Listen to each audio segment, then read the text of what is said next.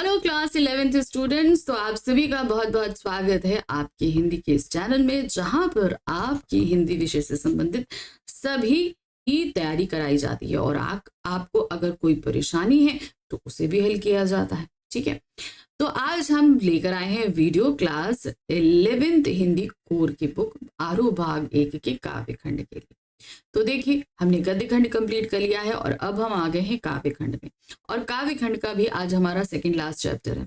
इसके बाद हमारा एक चैप्टर और बचता है और इस तरीके से हमारी इस बुक के जो अति महत्वपूर्ण प्रश्न है वो सभी खत्म हो जाएंगे।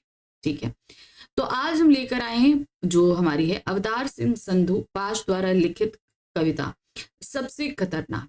तो यहाँ पर कवि ने हमें बहुत सारी स्थितियों को अवगत कराया कि ये स्थितियां उतनी खतरनाक नहीं होती।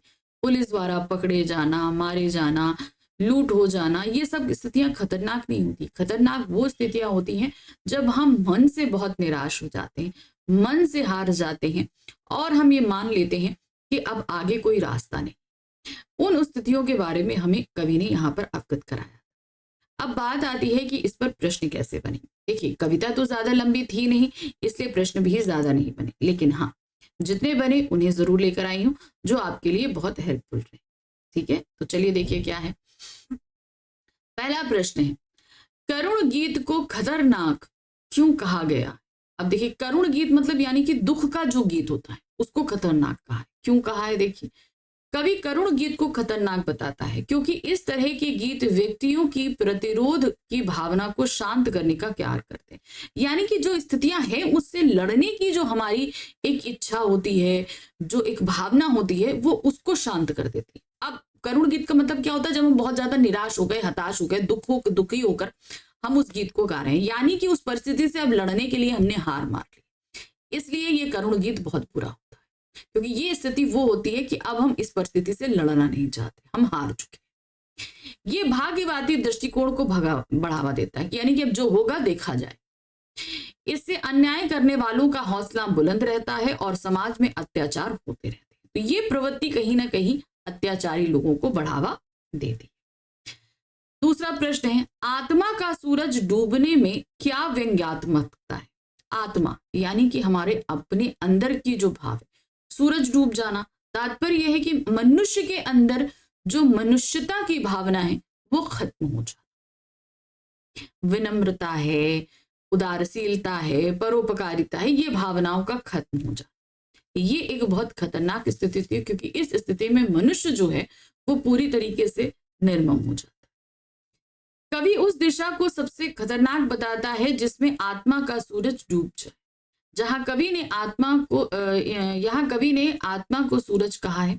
आत्मा सूरज की तरह मनुष्य को सही गलत का भेद कराती है। किसी विचार रूपी दिशा में जाकर व्यक्ति अपने विवेक को खो बैठता है तथा गलत कार्य करने लगता है। ऐसी स्थिति में समाज में अन्याय का अंधकार छाने लगता है। यानी कि जब हमने अपने अंदर की आत्मा को मार दिया, अंदर की आत्मा को मार देने का तात्पर्य क्या है? क्या चीज सही है, क्या चीज गलत है, अब हम इस बारे में नहीं सोचते, हम कर देते हैं। ये हमारी स्वार्थपरकता को दिखाता है। और अगर हम इस तरीके की भावना के साथ जीते हैं तो ये हमारे लिए ही नहीं, हमारी आने वाली पीढ़ी और हमारे समाज सभी के लिए खतरनाक। चलिए नेक्स्ट है आपके पास प्रश्न, सबसे खतरनाक कविता के अनुसार किस प्रकार के लोगों की संवेदनाएं शून्य हो चुकी। कैसे लोग हैं जिनकी अंदर की जो भावनाएं हैं वो पूरी तरीके से खत्म हो चुकी। जो व्यक्ति खुश रहते रहते अचानक से निर्जीव की तरह उदास हो जाए, यानी कि जैसे लगता है ना जिसके अंदर जीवन ही नहीं है, ऐसे कोई उदास हो जाए। चुपचाप सब कुछ बेचैनी सहन कर जाते हैं तथा जो मनुष्य परिवर्तन के साथ खुद को नहीं बदलता और ना ही वह बदलने की इच्छा को प्रकट करता है, अन्याय होते हुए भी चुप रहता है, अपनी संवेदनाएं शून्य हो चुकी। यानी कि ऐसा व्यक्ति उसके साथ चाहे जितना गलत हो जाए, कुछ भी हो जाए, मगर वो उसके खिलाफ आवाज ना उठाए, चुपचाप सब कुछ सहता रहे। तो ऐसे जो लोग होते हैं जिनके अंदर की सारी भावनाएं मर चुकी होती हैं, ऐसा जो है सबसे खतरनाक लोग, मतलब ऐसे लोगों को देखकर बहुत ही ज्यादा डर सा होता है। ये ऐसे लोग ऐसे समाज के लिए सबसे खतरनाक है, क्योंकि ये लोग अत्याचार के खिलाफ आवाज नहीं उठाएंगे और इस तरीके से अत्याचार बुलंद होता जाए। प्रश्न संख्या 4 है, कवि के अनुसार जीवन के लिए क्या खतरनाक है? जीवन में सबसे खतरनाक दो ही चीज हैं, पहला है निष्क्रियता और दूसरा है उदासीनता।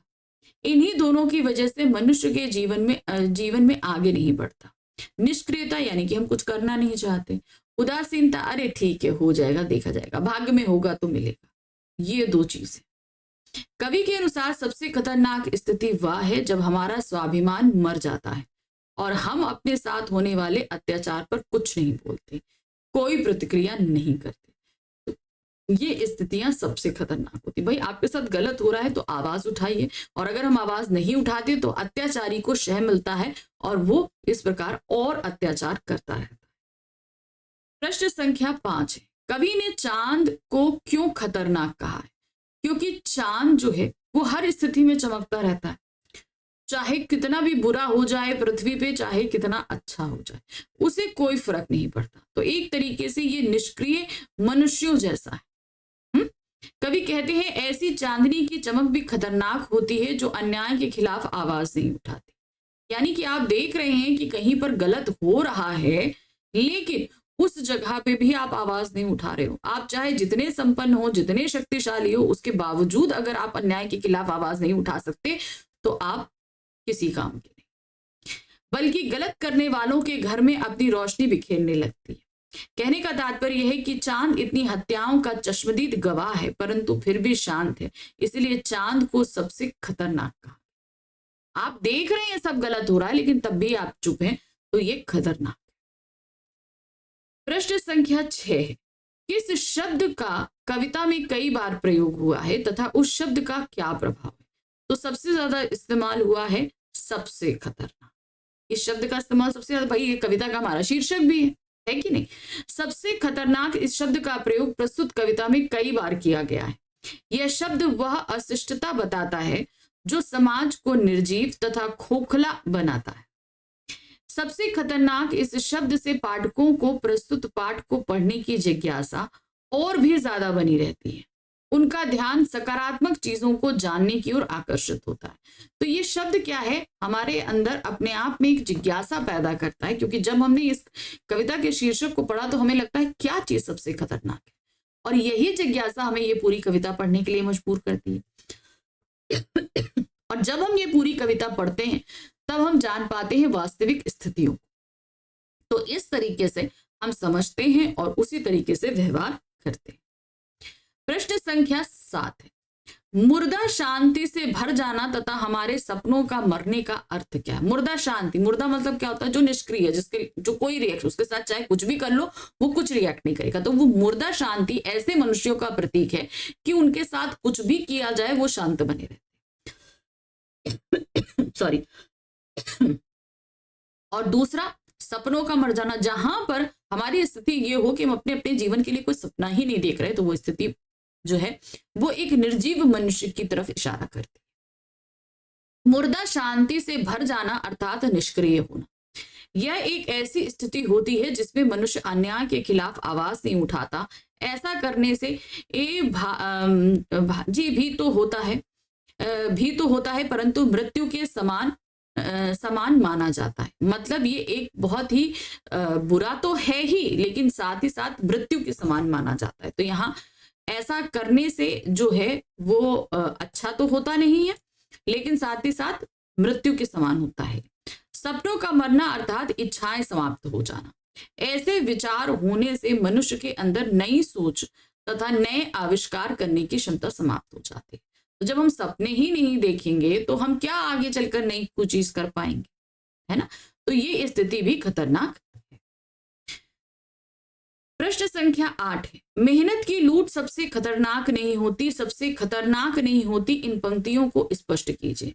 देखिए, हम मेहनत से जो कमाते हैं वो अगर लूट लिया जाए तो हम उसे दोबारा कमा सकते हैं, वो इतना खतरनाक नहीं होता। लेकिन उस लूट के लुट जाने के बाद अगर हमारे अंदर ये भाव आ जाए कि अब हमें कुछ नहीं करना, तो वो भावना खतरनाक। है कि नहीं? कवि ने मनुष्य की कुछ स्थितियों का वर्णन किया है। वह कहते हैं कि ऐसी बहुत सी स्थिति हैं जो मनुष्य को दुख देती हैं, परंतु वह खतरनाक नहीं होती। उसके लिए वह कहते हैं कि यदि मनुष्य की मेहनत लुट जाती है तो यह खतरनाक नहीं होता, क्योंकि लूटी गई कमाई को वापस पाया जा सकता है। या तो उस चोर से वापस ला सकते हैं या तो हम फिर से उसको उतना कमा सकते हैं। वह कहते हैं यदि पुलिस किसी मनुष्य को मारती है तो वह भी खतरनाक नहीं होता, क्योंकि इसके लिए भी कोई मनुष्य किसी को रिश्वत देता है, इसीलिए यह भी खतरनाक नहीं। कवि कहते हैं सब कुछ जानते हुए भी चुप रहना खतरनाक तो है, परंतु सबसे खतरनाक नहीं। चलिए, प्रश्न संख्या 9 है, कवि ने किन किन स्थितियों को बुरा बताया है, खतरनाक नहीं। अब वो स्थितियां क्या है देखिए, यहाँ लिखी, कवि ने निम्नलिखित स्थितियों को बुरा बताया है परंतु खतरनाक नहीं। मेहनत की लूट होना, पुलिस की मार पड़ना, बैठे बिठाए पकड़े जाना, सहमी हुई चुप्पी का होना, सही आवाज का दब जाना, विवशतावश समय को काटते जाना। तो ये स्थितियां बुरी तो हैं पर खतरनाक नहीं। अब आते हैं नेक्स्ट क्वेश्चन, सबसे खतरनाक बातें कौन कौन सी हैं जो कवि बताता है। अभी उन्होंने जो बताई कि बुरी तो हैं पर खतरनाक नहीं, अब उन्होंने कई ऐसी बातें भी बताई हैं जो स्थितियां खतरनाक, ठीक है, क्या है। कवि ने निम्नलिखित खतरनाक बातों को बताया है। मुर्दे का अशांति से भर जाना, सपनों का मर जाना, चलती घड़ी को रुका हुआ देखना, यानी कि घड़ी चल रही है लेकिन हमें वो रुकी हुई दिखाई, तड़प कर सब कुछ सह जाना, ठहरे हुए जिंदगी चलना, बुराई का आंखों में ना गड़ना, आत्मा का सूरज डूब जाना, अन्याय को अनदेखा करना। तो ये स्थितियां बहुत खतरनाक होती हैं, तो इन स्थितियों में आने से बचना चाहिए, ठीक है। तो ये था हमारा सबसे खतरनाक कविता, यानी कि ये कविता सबसे खतरनाक तो नहीं थी लेकिन उन खतरनाक स्थितियों से हमें परिचित जरूर करा रही थी। तो ये कुछ प्रश्न थे जैसे कि आपसे इस एग्जाम में पूछे जा सकते हैं। तो ऐसे ही अभी हमारे पास एक आखिरी अध्याय हमारे पास बचा हुआ है इसी बुक का, चलिए उसको भी पढ़ेंगे और उससे भी आधारित महत्वपूर्ण प्रश्नों को करेंगे, ठीक है। लेकिन उससे पहले फटाफट चैनल को लाइक करिए, सब्सक्राइब कीजिए, शेयर कीजिए। कोई भी कमेंट है आप कमेंट बॉक्स में ड्रॉप कर सकते हैं, ठीक है। चलिए जल्दी मिलते हैं next chapter. Thank you for watching, bye bye.